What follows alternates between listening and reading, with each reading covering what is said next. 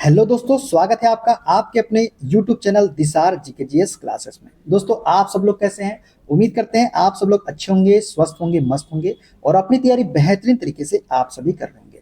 दोस्तों, जैसे कि आपको पता है, हम आपको आरआरबी, एएलपी, सीबीटी एग्जाम के लिए बहुत सारे क्वेश्चंस करवा रहे हैं, जिसमें आज हम आपको आईटी लिटरेसी कंप्यूटर के क्वेश्चन की महामैराथन क्लास करवाने वाले हैं। इसमें क्वेश्चन का जो लेवल रहने वाला है दोस्तों, वो easy to moderate to high level तक के।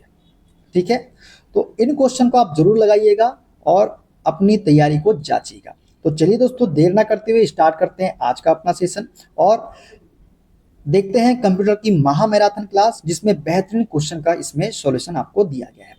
तो चलिए स्टार्ट करते हैं। वीडियो स्टार्ट करने से पहले वीडियो आपको अच्छा लगे तो वीडियो को लाइक कर दीजिएगा, शेयर कर दीजिएगा, कमेंट कर दीजिएगा।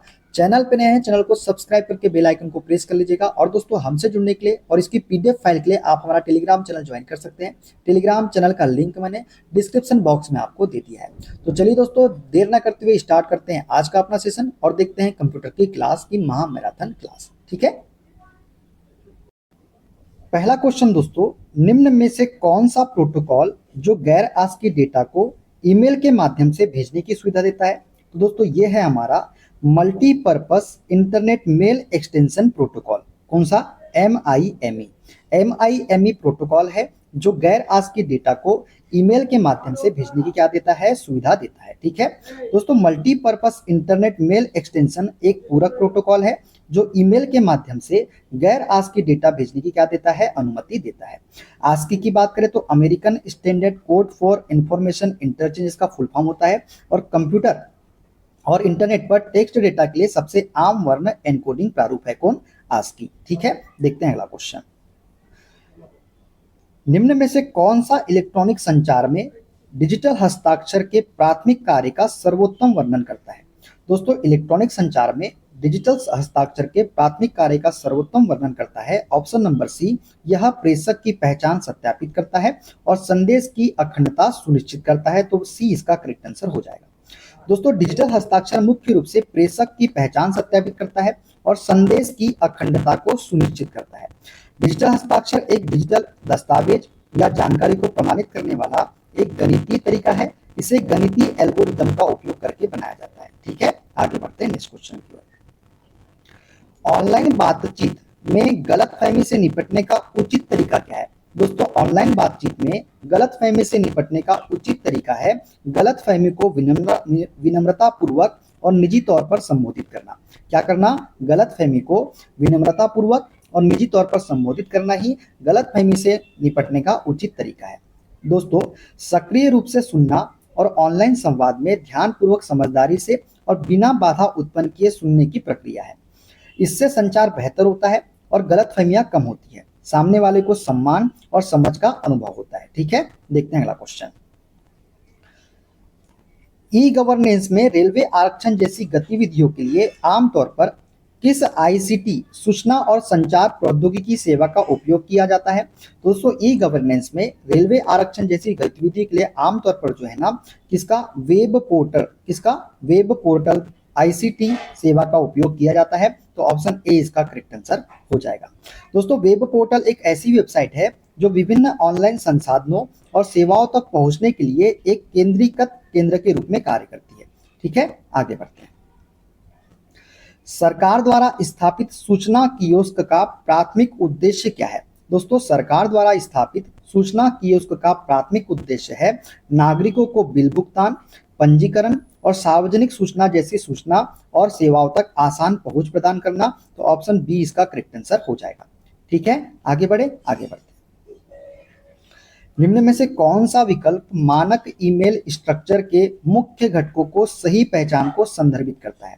दोस्तों, मानक ईमेल स्ट्रक्चर के मुख्य घटकों की सही पहचान को संदर्भित करता है, वो है सब्जेक्ट लाइन, प्राप्तकर्ता का एड्रेस, मैसेज बॉडी और हस्ताक्षर। तो ऑप्शन ए इसका करेक्ट आंसर हो जाएगा। ठीक है दोस्तों, मानक ईमेल स्ट्रक्चर के मुख्य घटक है ईमेल हेडर, ईमेल बॉडी, प्राप्तकर्ता का एड्रेस, हस्ताक्षर, समापन, अनुलग्नक वैकल्पिक होता है। अनुलग्नक क्या होता है?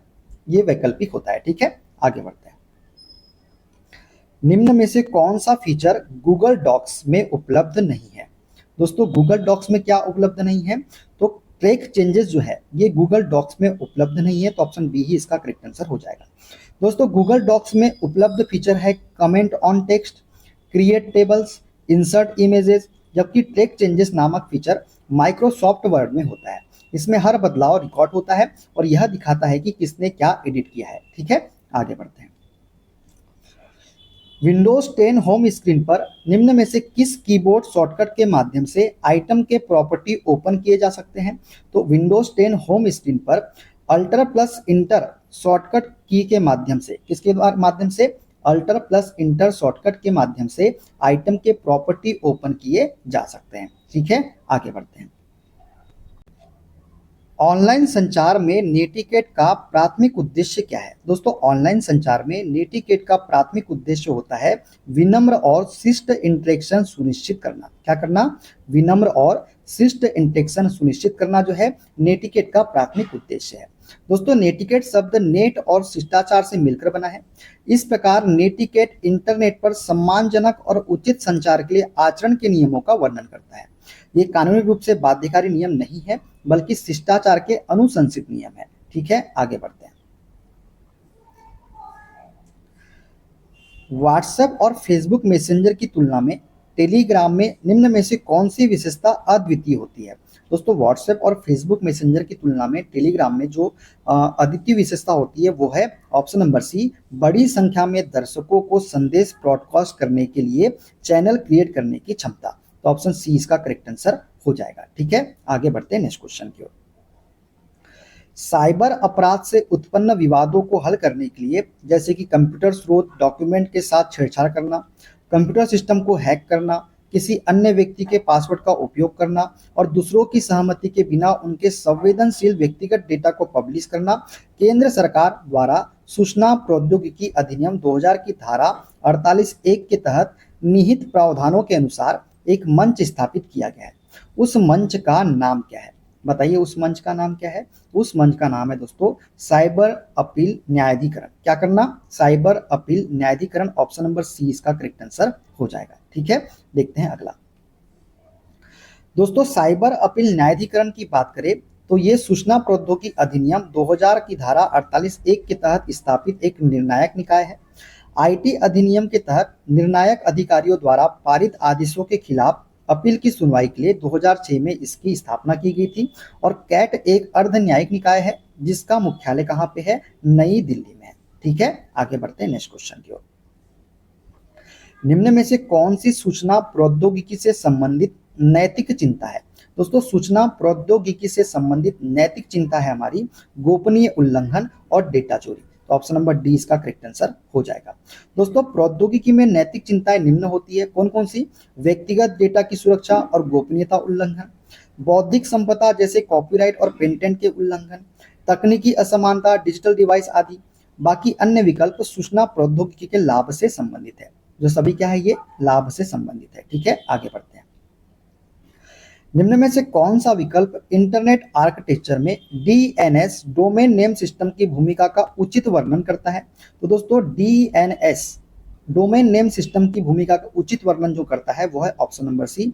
डीएनएस डोमेन नामों को आईपी पतों में रूपांतरित करता है ताकि ब्राउजर वेब सर्वर का पता लगा सके। तो ऑप्शन नंबर सी वाला इसका करेक्ट आंसर हो जाएगा। ठीक है, आगे बढ़ते हैं नेक्स्ट क्वेश्चन की ओर। निम्न में से कौन सा फीचर उपयोगकर्ता को किसी विशिष्ट प्रेषक से प्राप्त ईमेल को शीघ्रता से खोजने की सुविधा देता है? तो दोस्तों ये है हमारा सॉर्ट। सॉर्ट जो है ना ये उपयोगकर्ता को किसी विशिष्ट प्रेषक से प्राप्त ईमेल को शीघ्रता से खोजने की क्या देता है? सुविधा देता है। ठीक है, आगे बढ़ते हैं। किसी उपयोगकर्ता के लिए सुरक्षा और गोपनीयता दोनों को बढ़ाने के लिए वेब ब्राउज़र को कॉन्फ़िगर करते समय निम्न में से कौन सा स्टेप आवश्यक होता है?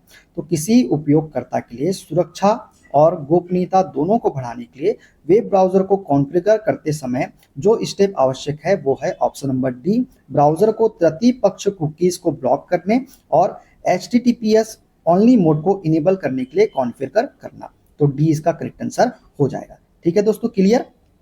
किसी उपयोगकर्ता के लिए सुरक्षा और गोपनीयता बढ़ाने के लिए वेब ब्राउज़र को कॉन्फ़िगर करते समय आवश्यक कॉन्फ़िगरेशन चरण निम्नलिखित होते हैं दोस्तों। तीसरे पक्ष के कुकीज को ब्लॉक करना, HTTPS ओनली मोड को इनेबल करना और स्वचालित अपडेट सक्षम करना। तो ये तीनों ही क्या होते हैं, ये कॉन्फ़िगरेशन चरण है। ठीक है, आगे बढ़ते हैं नेक्स्ट क्वेश्चन की ओर। विंडोज में कई टेक्स्ट एडिट एप्लीकेशन में टेक्स्ट को कॉपी करने के लिए आमतौर पर किस कुंजी संयोजन का उपयोग किया जाता है? दोस्तों, विंडोज में कई टेक्स्ट एडिट एप्लीकेशन में टेक्स्ट को कॉपी करने के लिए हम Ctrl+C का उपयोग करते हैं। किसका? Ctrl+C का। दोस्तों, Ctrl+C टेक्स्ट कॉपी करना, Ctrl+V टेक्स्ट को पेस्ट करना, Ctrl+S फाइल सेव करने के लिए होता है, Ctrl+Z अंडू करने के लिए, Ctrl+P प्रिंट करने के लिए। तो ये सारी चीजें आपको याद रखनी है। ठीक है, आगे बढ़ते हैं। इंटरनेट आर्किटेक्चर में ट्रांसपोर्ट लेयर का मुख्य फंक्शन क्या है? दोस्तों, इंटरनेट आर्किटेक्चर में ट्रांसपोर्ट लेयर का मुख्य फंक्शन है विश्वसनीय डेटा ट्रांसफर और त्रुटि सुधार। क्या करना? विश्वसनीय डेटा ट्रांसफर और त्रुटि सुधार जो है ये इंटरनेट आर्किटेक्चर में ट्रांसपोर्ट लेयर का मुख्य फंक्शन है। ठीक है, आगे बढ़ते हैं। एक विशेष उच्च गति संग्रहण प्रणाली है। डैश एक विशेष उच्च गति संग्रहण प्रणाली है। तो कैसे जो है दोस्तों, ये एक विशेष उच्च गति संग्रहण प्रणाली है। दोस्तों, कैश कंप्यूटर में उपयोग किया जाने वाला एक विशेष उच्च गति संग्रहण भंडारण तंत्र है।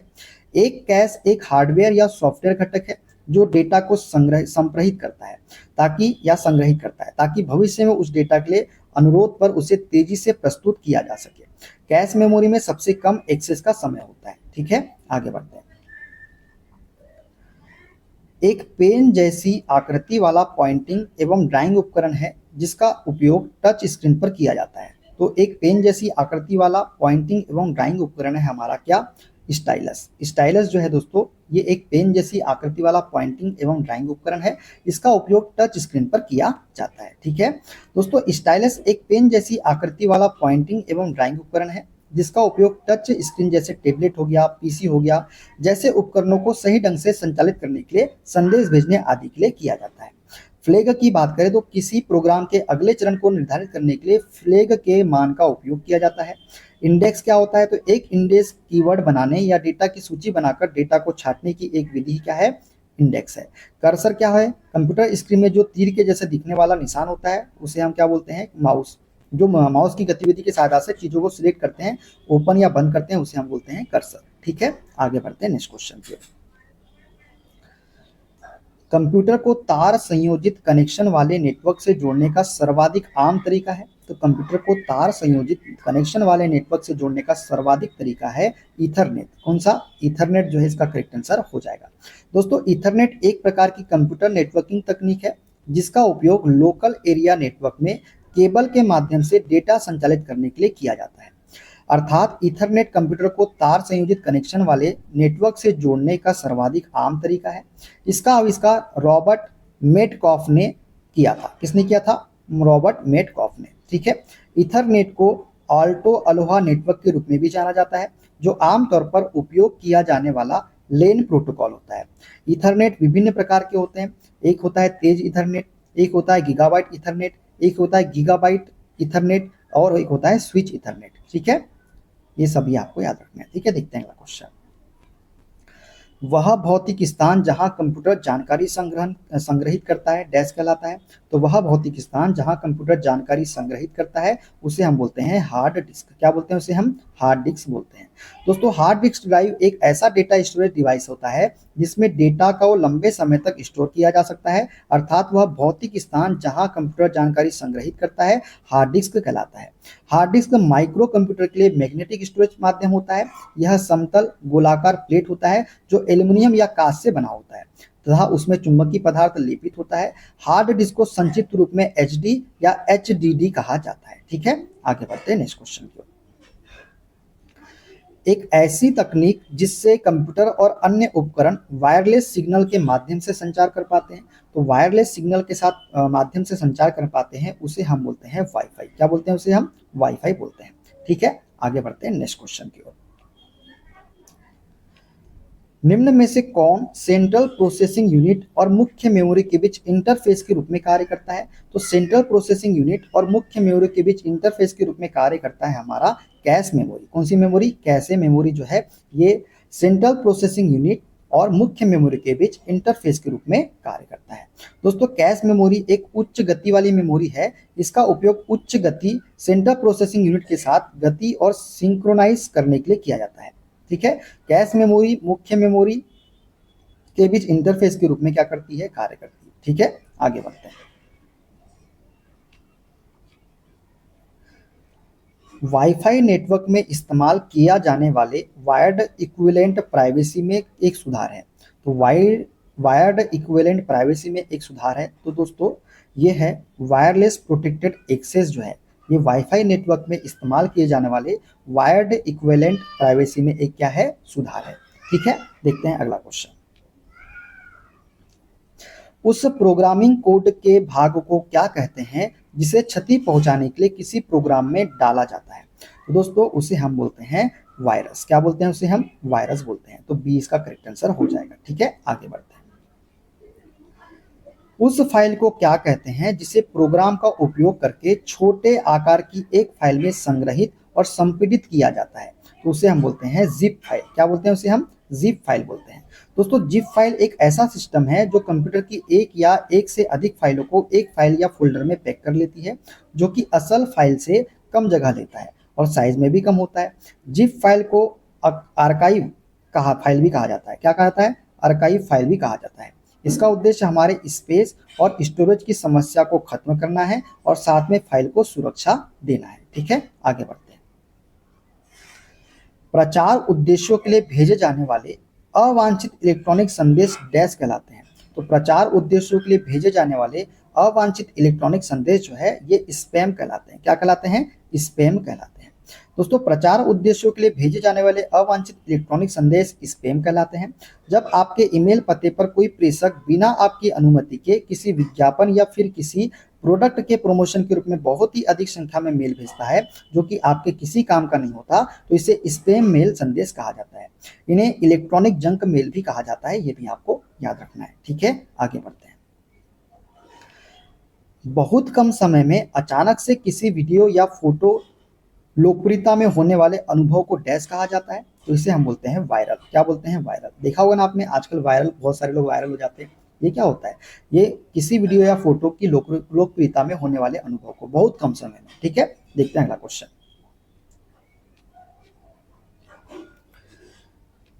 अन्य कंप्यूटर को नुकसान पहुंचाने के लिए बनाए गए सॉफ्टवेयर प्रोग्राम को डैश कहा जाता है। तो अन्य कंप्यूटर को नुकसान पहुंचाने के लिए बनाए गए सॉफ्टवेयर प्रोग्राम को हम बोलते हैं क्या? हम बोलते हैं ऑप्शन में मालवेयर बोलते हैं। दोस्तों यहाँ ऑप्शन दिया नहीं है, मालवेयर जो है इसका करेक्ट आंसर हो जाएगा। ठीक है, अन्य कंप्यूटर को नुकसान पहुंचाने के लिए बनाए गए सॉफ्टवेयर प्रोग्राम को हम क्या बोलते हैं? मालवेयर बोलते हैं। ठीक है, क्लियर? क्या बोलते हैं? मालवेयर बोलते हैं, मेलवेयर। ठीक है, मेलवेयर जिसे कि मेलिशियस सॉफ्टवेयर कहा जाता है, यह एक ऐसा दुर्भावनापूर्ण सॉफ्टवेयर का समूह होता है जिससे कंप्यूटर सिस्टम और कंप्यूटर सिस्टम में इंस्टॉल किए गए दूसरे सॉफ्टवेयर को नुकसान पहुंचाने के उद्देश्य से बनाया जाता है। सामान्य मेलवेयर के उदाहरण में virus, worms, Trojan virus, spyware, adware, ransomware आदि क्या होते हैं? शामिल होते हैं। ठीक है, आगे बढ़ते हैं नेक्स्ट क्वेश्चन की ओर। जेपीईजी का पूर्ण रूप क्या होगा? दोस्तों जेपीईजी का पूर्ण रूप होता है जॉइंट फोटोग्राफिक एक्सपर्ट्स ग्रुप। क्या होता है? जॉइंट फोटोग्राफिक एक्सपर्ट्स ग्रुप जो है जेपीईजी का पूर्ण रूप है। दोस्तों जेपीईजी का पूर्ण रूप जॉइंट फोटोग्राफिक एक्सपर्ट्स ग्रुप है। यह ग्राफिक छवियों को संपीड़ित करने का एक मानक तरीका है और छवियों को संग्रहित करने या उन्हें इंटरनेट पर भेजने के लिए उसका उपयोग किया जाता है। ठीक है, आगे बढ़ते हैं नेक्स्ट क्वेश्चन की ओर। एक ऐसा इंटरफेस है डैश एक ऐसा इंटरफेस है जो कंप्यूटर को किसी यंत्र से जोड़ने के लिए इस्तेमाल किया जाता है। तो दोस्तों पोर्ट एक ऐसा इंटरफेस है जो कंप्यूटर को किसी यंत्र से जोड़ने के लिए इस्तेमाल किया जाता है।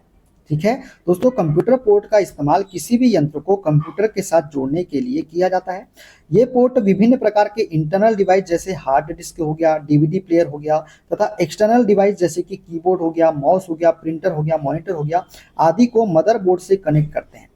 पोर्ट इनपुट और आउटपुट इंटरफेस प्रदान करता है जो डिवाइस को एक्सटर्नल उपकरण, इंटरनल उपकरण और कंप्यूटर नेटवर्क के साथ कम्युनिकेट करने के लिए आवश्यक है। ठीक है, आगे बढ़ते हैं नेक्स्ट क्वेश्चन की ओर।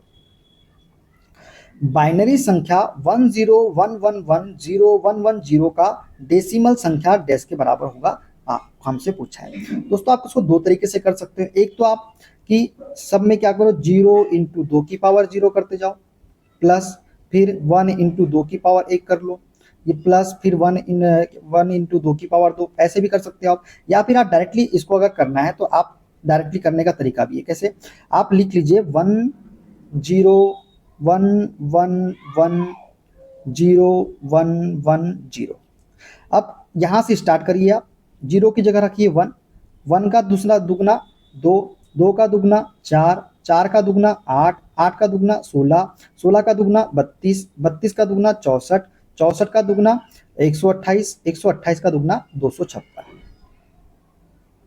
ठीक है, ठीक है, क्लियर, ऐसा कर लिया आपने। अब एक चीज आप देखिए, इसमें थोड़ा सा दूर दूर कर लेते हैं ताकि आपको अच्छे समझ में आए। देखिए ये हमारा है 101110। ठीक है, इसके लिए लिखिए आप 1, 1 का दुगना 2, 2 का दुगना 4, 4 का दुगना 8, 8 का दुगना 16, 16 का दुगना 32, 32 का दुगना 64, 64 का दुगना 128, 128 का दुगना 256। ठीक है, अब जो जीरो वाला है उसको छोड़ दीजिए, जीरो वाला 128 से छोड़ दीजिए, इसको 8 को छोड़ दीजिए और 1 को छोड़ दीजिए। अब जो दिख रहे हैं उसको आप जोड़ लीजिए। अब जोड़ते हैं, 6 6 4 10, 10 2 12, 12 6 18, 18 4 22, 18 4 22, 22 और 2 24, 24 को 24 की 4 हासिल का आया 2, 5 और 2 7, 7 और 6 13, 13 और 3 16, 16 और 1 17, 17 की 7 हासिल का आया 1, 1 और 2 3, तो 374 जो होगा इसका राइट आंसर होगा। ऑप्शन नंबर ए वाला इसका करेक्ट आंसर हो जाएगा। इस प्रकार से आप कर सकते हैं। या फिर आपको हमने तरीका बताया कौन सा, दूसरा वाला। एक दूसरा तरीका ये है, ये वाला देखिए आपको दिख रहा है यहाँ पे तरीका, 0 इंटू 2 की पावर 0, फिर 1 इंटू 2 की पावर 1, फिर 1 इंटू 2 की पावर 2, फिर 1 इंटू 0 इंटू 2 की पावर 3 इंटू 0, फिर 2 की 4 पावर, मतलब उसके साथ में मल्टीप्लाई करना है और 2 का स्क्वायर करते जाना है, बढ़ाते जाना है, बस ये वाला। ठीक है, लेकिन सिंपल तरीका तो यही दोस्तों, बाइनरी हमने जो आपको बताया। ठीक है, क्लियर, आगे बढ़ते हैं आगे क्वेश्चन। सामान्य रूप से कंप्यूटर की सुरक्षा से जुड़े सभी प्रकार के थ्रेड्स जैसे कि virus, spyware, worms, Trojan, rootkits आदि आम है। तो दोस्तों ये क्या है, ये मालवेयर है। क्या है ये, मालवेयर है। ठीक है, आगे बढ़ते हैं नेक्स्ट क्वेश्चन की ओर। प्रक्रिया आपके कंप्यूटर पर स्थापित ऑपरेटिंग सिस्टम को मुख्य मेमोरी या रैंडम एक्सेस मेमोरी में लोड करती है। तो कौन सी प्रक्रिया है जो आपके कंप्यूटर पर स्थापित ऑपरेटिंग सिस्टम को मुख्य मेमोरी या रैंडम एक्सेस मेमोरी में लोड करती है, तो वो है बूट प्रक्रिया। बूट प्रक्रिया जो है ये कंप्यूटर पर स्थापित ऑपरेटिंग सिस्टम को मुख्य मेमोरी या रैंडम एक्सेस मेमोरी में क्या करती है, लोड करती है। ठीक है दोस्तों, बूट प्रक्रिया आपके कंप्यूटर पर स्थापित ऑपरेटिंग सिस्टम को मुख्य मेमोरी या रैंडम एक्सेस मेमोरी में लोड करती है। कंप्यूटर रिस्टार्ट करने पर बूटिंग प्रक्रिया पुनः चालू हो जाती है। बूटिंग के दौरान कंप्यूटर हार्डवेयर की क्या की जाती है, जांच की जाती है। ठीक है, आगे बढ़ते हैं। डैश एक निजी नेटवर्क की सुरक्षा बनाए रखने के लिए प्रयुक्त सॉफ्टवेयर है। तो दोस्तों फायरवॉल जो है ये एक निजी नेटवर्क की सुरक्षा बनाए रखने के लिए प्रयुक्त क्या है, सॉफ्टवेयर है। दोस्तों फायरवॉल एक सॉफ्टवेयर है जिसका उपयोग निजी नेटवर्क की सुरक्षा बनाए रखने के लिए किया जाता है। ठीक है, आगे बढ़ते हैं। डैश तब होता है जब हम किसी सतह को आकृतियों के पैटर्न से ढक देते हैं ताकि कोई ओवरलैप या गैप ना हो।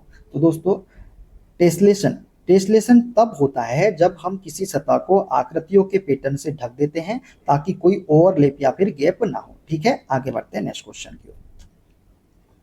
डैश मैप रंग की तीव्रता या ग्रे स्केल संबंधी जानकारी को हम इस प्रकार दिखावट प्रदान करने के लिए उभारता है जिससे वह सतह के ऊपर उठे हुए जैसे उभारदार अक्षरों में प्रतीत होते हैं।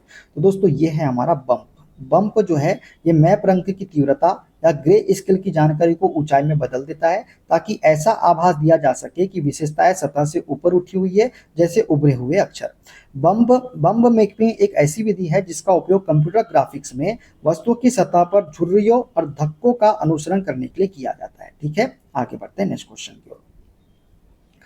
डैश करना किसी संग्राहक माध्यम सामान्यतः डिस्क को पाठन रीडिंग एवं लेखन राइटिंग के लिए तैयार करना है।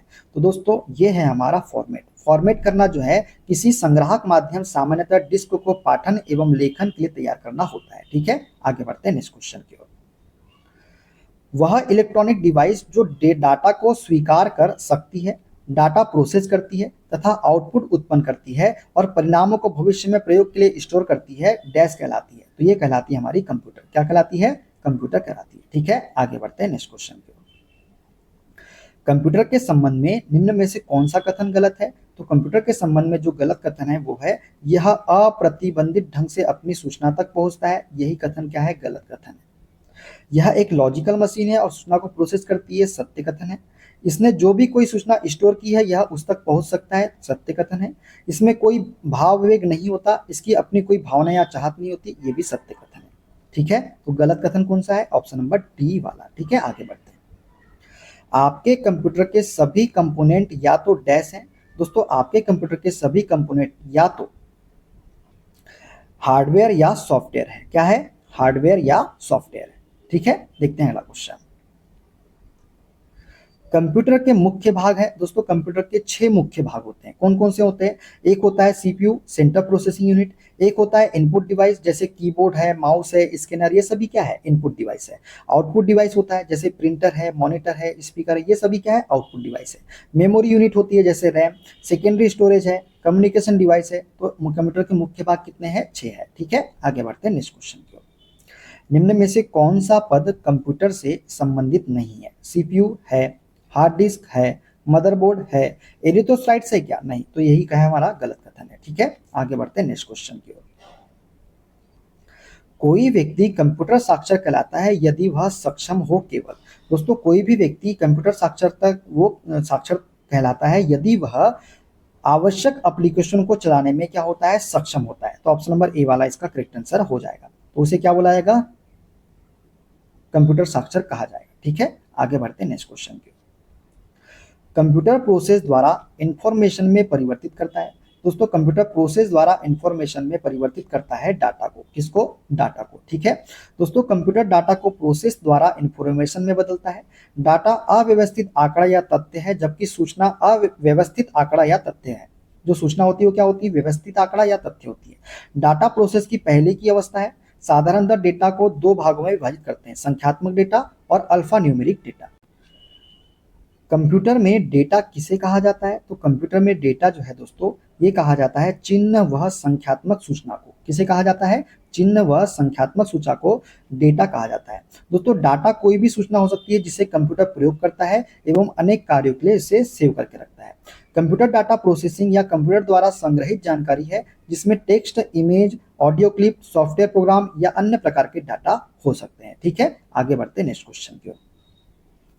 कंप्यूटर में डाटा का किस रूप में भंडारण होता है? तो कंप्यूटर में डाटा का जो भंडारण होता है दोस्तों, वो होता है बाइनरी रूप में। किसमें? बाइनरी रूप में। दोस्तों, कंप्यूटर में डाटा बाइनरी के रूप में भंडारित होता है। बाइनरी संख्या 0 तथा 1 से मिलकर बनी होती है। बाइनरी संख्या को द्विआधारी संख्या भी कहा जाता है। तो ये भी आपको याद रखना है। ठीक है, देखते हैं अगला क्वेश्चन। डैश कच्चे तथ्य को बताता है, जबकि डैश में डाटा अर्थपूर्ण बन जाता है। दोस्तों, डाटा जो है ये कच्चे तथ्य को बताता है, जबकि सूचना में डाटा अर्थपूर्ण बन जाता है। ठीक है, क्लियर? आगे बढ़ते हैं नेक्स्ट क्वेश्चन की ओर। इंफॉर्मेशन सिस्टम में अल्फा न्यूमेरिक डाटा सामान्यतः क्या रूप लेता है? तो इंफॉर्मेशन सिस्टम में अल्फा न्यूमेरिक डाटा जो है सामान्यतः नंबर और अल्फाबेटिकल कैरेक्टर का रूप लेता है। किसका? नंबर और अल्फाबेटिकल कैरेक्टर का। ठीक है, आगे बढ़ते हैं नेक्स्ट क्वेश्चन की ओर। नॉन न्यूमेरिक डाटा का उदाहरण कौन सा है? तो नॉन न्यूमेरिक डाटा है दोस्तों कौन सा? ऑप्शन नंबर ई, इनमें से कोई नहीं।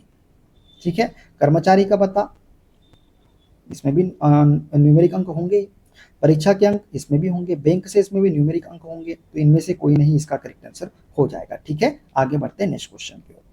कंप्यूटर पर जानकारी डैश के रूप में स्टोर की जाती है। दोस्तों, कंप्यूटर में जानकारी जो है दोस्तों, ये डिजिटल डाटा के रूप में क्या की जाती है? स्टोर की जाती है। तो ऑप्शन बी वाला इसका करेक्ट आंसर हो जाएगा। ठीक है, आगे बढ़ते हैं नेक्स्ट क्वेश्चन की ओर। प्रोसेस्ड डेटा को डैश के रूप में जाना जाता है। तो प्रोसेस्ड डेटा को जो है दोस्तों जानकारी, इंफॉर्मेशन के रूप में जाना जाता है। तो ऑप्शन बी इसका करेक्ट आंसर हो जाएगा। ठीक है, आगे बढ़ते हैं नेक्स्ट क्वेश्चन की ओर। कंप्यूटर प्रोसेस का मूल लक्ष्य डाटा को डैश में परिवर्तित करना है। तो कंप्यूटर प्रोसेस का मूल लक्ष्य डाटा को जो है किसमें सूचना में परिवर्तित करना है। किसमें? सूचना में। ठीक है, आगे बढ़ते हैं। कंप्यूटर की सभी मशीनरी तथा उपकरण को कहा जाता है, तो कंप्यूटर की सभी मशीनरी तथा उपकरण को हम बोलते हैं हार्डवेयर। क्या बोलते हैं? हार्डवेयर बोलते हैं। ठीक है, आगे बढ़ते हैं नेक्स्ट क्वेश्चन की ओर। निम्न में से कौन सा हार्डवेयर है, सॉफ्टवेयर नहीं है? तो दोस्तों कंट्रोल यूनिट जो है ये एक हार्डवेयर है, सॉफ्टवेयर नहीं है। ठीक है, देखते हैं अगला क्वेश्चन।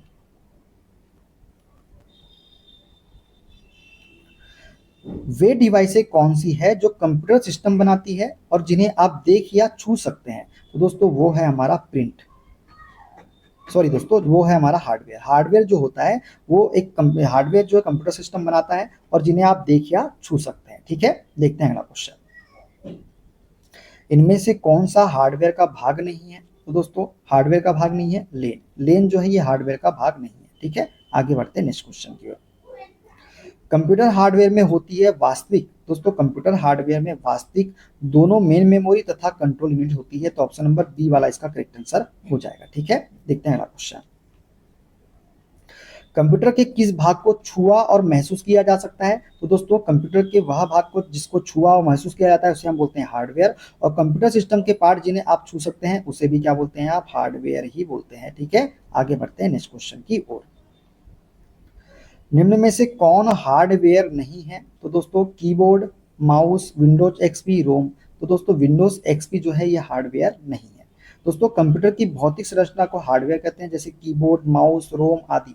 विंडोज एक्सपी एक ऑपरेटिंग सिस्टम है। ऑपरेटिंग सिस्टम वे सॉफ्टवेयर होते हैं जो कई सारे प्रोग्राम के कलेक्शन द्वारा कंप्यूटर और प्रयोगकर्ता के बीच मध्यस्थता करते हैं। ठीक है, आगे बढ़ते हैं नेक्स्ट क्वेश्चन की ओर। निम्न में से कौन हार्डवेयर नहीं है? दोस्तों असेंबलर जो है ना ये एक हार्डवेयर नहीं है। ठीक है, इनमें से कौन सा कंप्यूटर हार्डवेयर नहीं होता है? तो दोस्तों एक्सेल जो है ये एक कंप्यूटर है जो हार्डवेयर नहीं है। आगे बढ़ते हैं नेक्स्ट क्वेश्चन की ओर। कंप्यूटर में कौन हार्डवेयर है? तो दोस्तों कंप्यूटर में हार्डवेयर कौन है? तो सीडी रोम जो है ये एक हार्डवेयर है, तो ऑप्शन सी इसका करेक्ट आंसर हो जाएगा। ठीक है, आगे बढ़ते हैं। निम्न में से कौन सा हार्डवेयर नहीं है? तो दोस्तों माउस तो है, प्रिंटर भी है, प्रोसेसर चिप भी है, जावा जो है ये हार्डवेयर नहीं है। हार्डवेयर इक्विपमेंट में से कंप्यूटर बना होता है। दोस्तों हार्डवेयर जो है किस इक्विपमेंट से बना होता है? तो दोस्तों हार्डवेयर जो है ना ये monitor, central processing unit, keyboard, mouse, software और नेटवर्क से मिलकर बना होता है। ठीक है, आगे बढ़ते हैं नेक्स्ट क्वेश्चन की ओर। निम्नलिखित प्रोग्राम जिसके कारण कंप्यूटर वांछित तरीके से कार्य करते हैं कहलाता है? तो वह प्रोग्राम जिसके कारण कंप्यूटर वांछित तरीके से कार्य करते हैं ये कहलाता है हमारा क्या? ये कहलाता है option number C software. Software का अर्थ क्या होता है? दोस्तों सॉफ्टवेयर का अर्थ है प्रोग्राम्स। क्या है सॉफ्टवेयर का अर्थ? प्रोग्राम। ठीक है, देखते हैं अगला क्वेश्चन। किसी कंप्यूटर पर कार्य करने हेतु प्रयुक्त प्रोग्राम को कहते हैं? तो किसी कंप्यूटर पर कार्य करने हेतु प्रयुक्त प्रोग्राम को हम बोलते हैं सॉफ्टवेयर। क्या बोलते हैं? सॉफ्टवेयर बोलते हैं। ठीक है, आगे बढ़ते हैं।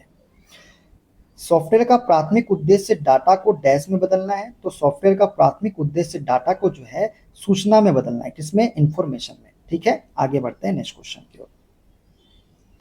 कंप्यूटर के संदर्भ में सॉफ्टवेयर का क्या अर्थ होता है? तो कंप्यूटर के संदर्भ में सॉफ्टवेयर का अर्थ होता है कंप्यूटर प्रोग्राम्स। क्या होता है? कंप्यूटर प्रोग्राम्स होता है। ठीक है, आगे बढ़ते हैं। डैश कंप्यूटर सॉफ्टवेयर का एक उदाहरण है, तो दोस्तों माइक्रोसॉफ्ट ऑफिस जो है ना ये कंप्यूटर सॉफ्टवेयर का क्या है? एक उदाहरण है। ठीक है, Microsoft office computer application software है जिसमें एमएस वर्ड आता है, एक्सेल हो गया, पावर पॉइंट, ये सभी क्या होते हैं? इसमें शामिल होते हैं, जिसका प्रयोग करके विभिन्न प्रकार के कार्य कर सकते हैं, जैसे letter typing, mail merge, calculation, payroll आदि। ठीक है, आगे बढ़ते हैं नेक्स्ट क्वेश्चन की ओर। कंप्यूटर चलाने के लिए यूज किया जाने वाला डाटा या सूचना डैश कहलाता है, तो कंप्यूटर चलाने के लिए यूज किया जाने वाला डाटा या सूचना जो है ये सॉफ्टवेयर कहलाता है। क्या कहलाता है? सॉफ्टवेयर कहलाता है। ठीक है, आगे बढ़ते हैं। कंप्यूटर में सेंट्रल प्रोसेसिंग यूनिट के अंतर्गत आते हैं। दोस्तों कंप्यूटर में सेंट्रल प्रोसेसिंग यूनिट के अंतर्गत कौन कौन से आते हैं? तो स्टोर, अर्थमेटिक और लॉजिकल यूनिट तथा कंट्रोल यूनिट, ये सभी जो है ये सेंट्रल प्रोसेसिंग यूनिट के अंतर्गत आते हैं। ठीक है, आगे बढ़ते हैं नेक्स्ट क्वेश्चन की ओर। कंप्यूटर का कौन सा हिस्सा डाटा के प्रोसेसिंग के लिए जिम्मेदार होता है? तो दोस्तों सीपीयू जो है ये डाटा के प्रोसेसिंग के लिए क्या होता है? जिम्मेदार होता है। ठीक है, आगे बढ़ते हैं नेक्स्ट क्वेश्चन की ओर। यदि आप अपने पीसी की कार्य क्षमता को बेहतर करना चाहते हैं तो आपको निम्न में को अपग्रेड करना होगा। यदि दोस्तों आप अपने पीसी की कार्य क्षमता को बेहतर करना चाहते हैं तो आपको जो है किसको अपग्रेड करना होगा, सीपीयू को अपग्रेड करना होगा। ठीक है, आगे बढ़ते हैं नेक्स्ट क्वेश्चन की ओर। सीपीयू द्वारा संपादित किए जाने वाले 4 कार्य क्रमशः प्राप्त करना, डैश, कुशल परिवर्तन एवं उत्पादन परिणाम प्रदान करता है। दोस्तों सीपीयू द्वारा संपादित किए जाने वाले 4 कार्य क्रमशः प्राप्त करना और स्पष्ट करना, कुशल परिवर्तन एवं उत्पादन प्रदान करना है। ठीक है, आगे बढ़ते हैं नेक्स्ट क्वेश्चन की ओर। निम्नांकित में से किसमें सीपीयू प्रोग्राम को निष्पादित कर सकता है? तो दोस्तों सीपीयू प्रोग्राम को निष्पादित कर सकता है द्विआधारी में। ठीक है, सीपीयू प्रोग्राम को निष्पादित कर सकता है किसमें, द्विआधारी में। ठीक है, आगे बढ़ते हैं नेक्स्ट क्वेश्चन की ओर। इनपुट का आउटपुट में रूपांतरण डैश द्वारा किया जाता है। तो इनपुट का आउटपुट में रूपांतरण जो है दोस्तों ये किया जाता है सीपीयू के द्वारा। किसके द्वारा, सीपीयू के द्वारा। ठीक है, आगे बढ़ते हैं।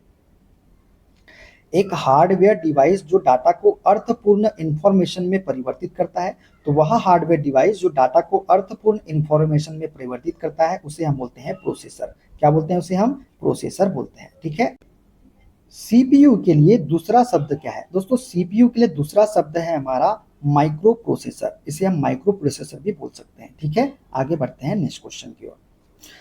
डैश किसी भी कंप्यूटर सिस्टम का मस्तिष्क ब्रेन होता है। तो सीपीयू जो है दोस्तों इसका करेक्ट आंसर हो जाएगा। आगे बढ़ते हैं। निम्न में से सीपीयू का कौन सा घटक सिस्टम को सीधे एग्जीक्यूट करने देने के लिए जिम्मेदार है? तो एग्जीक्यूट कर देने के लिए जिम्मेदार होता है वह घटक है हमारा कंट्रोल यूनिट। कौन सा यूनिट, कंट्रोल यूनिट जो है उसका करेक्ट आंसर हो जाएगा। ठीक है, आगे बढ़ते हैं। कंप्यूटर का दिमाग कहा जाता है। दोस्तों कंप्यूटर का दिमाग किसे कहा जाता है? तो सीपीयू को कहा जाता है। ठीक है, दोस्तों सीपीयू की बात करें, सेंट्रल प्रोसेसिंग यूनिट इसका फुल फॉर्म होता है।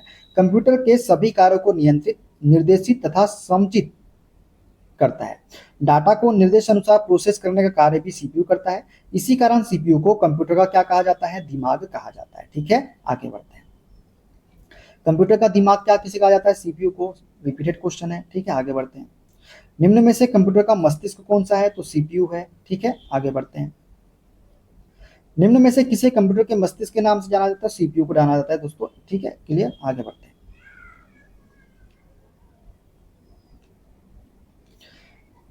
कंप्यूटर के कार्य करने की गति को निम्न मात्रक में मापा जाता है। तो कंप्यूटर के कार्य करने की गति को मापा जाता है किसमें? Option number B, megahertz में। किसमें? मेगा हर्ट्ज में मापा जाता है। ठीक है, आगे बढ़ते हैं। निम्न में से कौन सा वैध पैमाना सीपीयू की गति को नहीं दर्शाता है? तो दोस्तों वह वैध पैमाना जो सीपीयू की गति को नहीं दर्शाता है वो है बाइट। बाइट जो है ये सीपीयू की गति को नहीं दर्शाता। दोस्तों सीपीयू की गति की माप हर्ट्ज, एमआईपीएस, एमफ्लॉप्स इत्यादि से की जाती है, जबकि बाइट मेमोरी का मात्रक होता है। ठीक है, आगे बढ़ते हैं। सीपीयू का निष्पादन प्रायः किसमें मापा जाता है? तो ये मापा जाता है किसमें? मेगा हर्ट्ज में। ठीक है, आगे बढ़ते हैं। कंप्यूटर की संपादन क्षमता को मापने की इकाई का नाम क्या है? तो कंप्यूटर की संपादन क्षमता को मापने की इकाई का नाम है एमआईपीएस। क्या है? एमआईपीएस मतलब मिलियन इंस्ट्रक्शन पर सेकेंड। क्या होता है? मिलियन इंस्ट्रक्शन पर सेकेंड कंप्यूटर की कार्य क्षमता तथा स्पीड मापने की इकाई है। ठीक है, यह एक सेकेंड में कंप्यूटर जितनी सूचनाएं संपादित करेगा इसको मापती है। ठीक है, देखते हैं अगला क्वेश्चन। कंप्यूटर के प्रोसेसर की गति को निम्न में से किसमें मापा जाता है? तो कंप्यूटर के प्रोसेसर की गति को मापा जाता है किसमें? एमआईपीएस में। किसमें? एमआईपीएस में। ठीक है, आगे बढ़ते हैं। कंप्यूटर शब्दावली में एमआईपीएस का अर्थ क्या होता है दोस्तों? तो मिलियन इंस्ट्रक्शन पर सेकेंड। ऑप्शन नंबर बी वाला इसका करेक्ट आंसर हो जाएगा। ठीक है, क्लियर, आगे बढ़े, आगे बढ़ते हैं। डैश एक इलेक्ट्रॉनिक डिवाइस है जो डेटा को इंफॉर्मेशन में बदलते हुए प्रोसेस करता है। तो दोस्तों ये है प्रोसेसर। प्रोसेसर एक इलेक्ट्रॉनिक डिवाइस है जो डेटा को इंफॉर्मेशन में बदलते हुए प्रोसेस करता है। ठीक है, आगे बढ़ते हैं नेक्स्ट क्वेश्चन की ओर।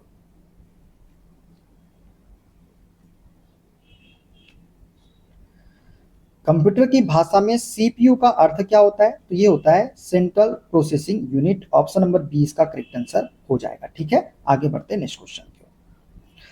कंप्यूटर विज्ञान में सीपीयू का पूरा नाम क्या है? दोस्तों कंप्यूटर विज्ञान में सीपीयू का पूरा नाम है option number B, central processing unit. क्या है? सेंट्रल प्रोसेसिंग यूनिट जो है सीपीयू का पूर्ण नाम है। ठीक है, आगे बढ़ते हैं।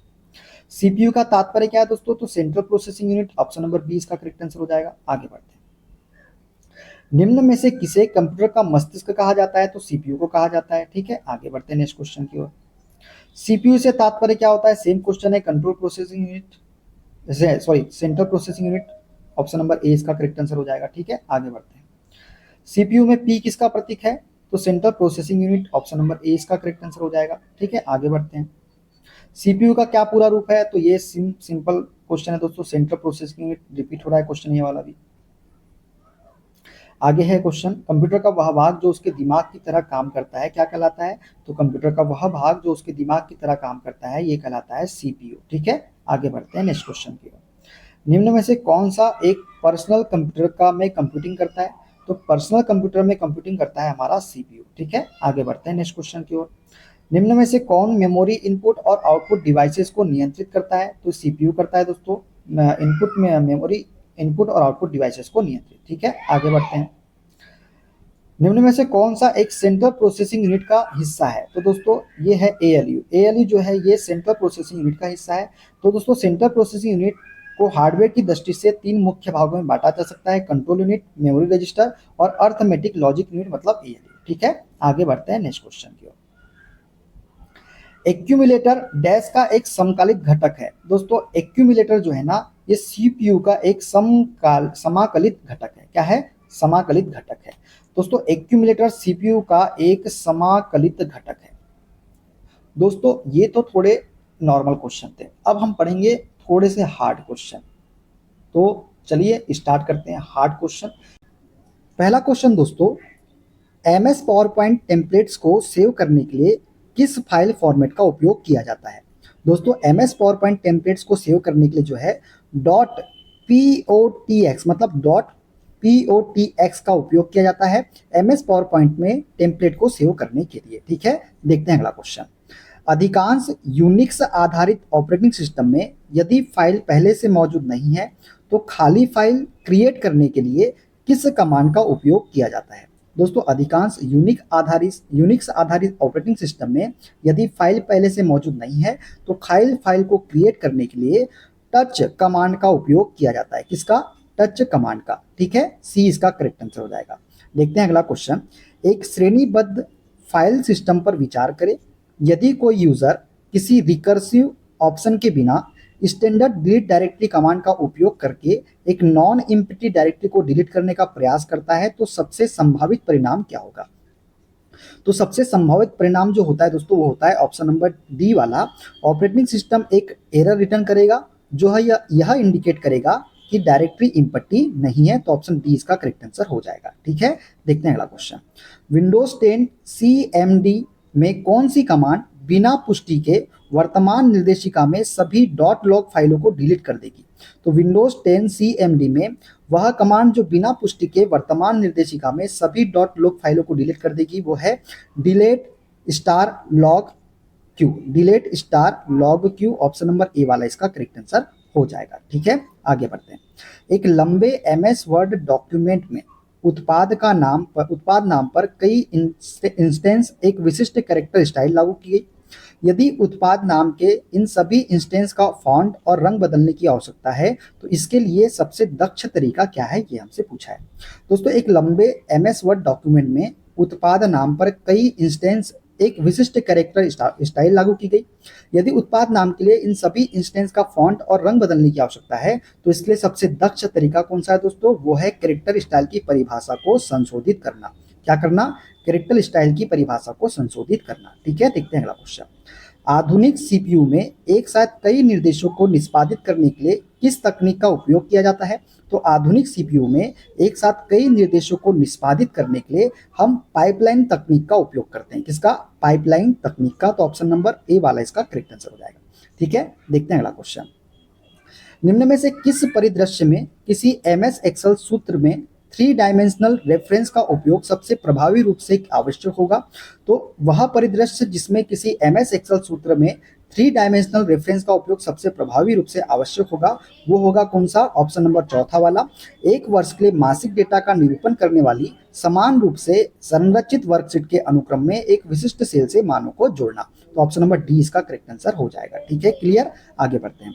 सिस्टम सेटिंग्स बदलने के लिए कौन सा keyboard shortcut Windows 11 OS settings मेनू ओपन करता है।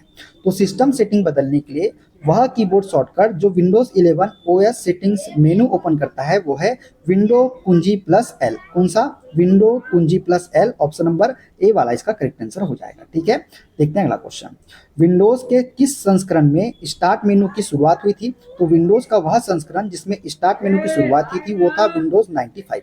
कौन सा था? विंडोज 95 था। ठीक है, देखते हैं अगला क्वेश्चन।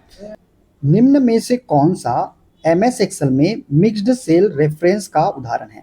तो दोस्तों मिक्स्ड सेल रेफरेंस का उदाहरण है $A1। ठीक है, ऑप्शन नंबर सेकंड इसका करेक्ट आंसर हो जाएगा। ठीक है, देखते हैं अगला क्वेश्चन।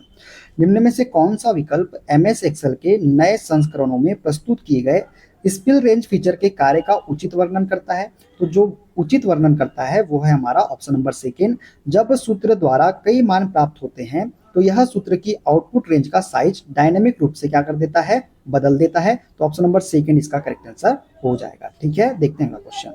निम्न में से कौन सा कथन एसरेम और डीरेम के संदर्भ में उनके आंतरिक आर्किटेक्चर और परफॉर्मेंस विशेषताओं के संदर्भ में प्राथमिक अंतर का वर्णन नहीं करता? अब वर्णन नहीं करता है बोला है तो वर्णन कौन सा नहीं करेगा?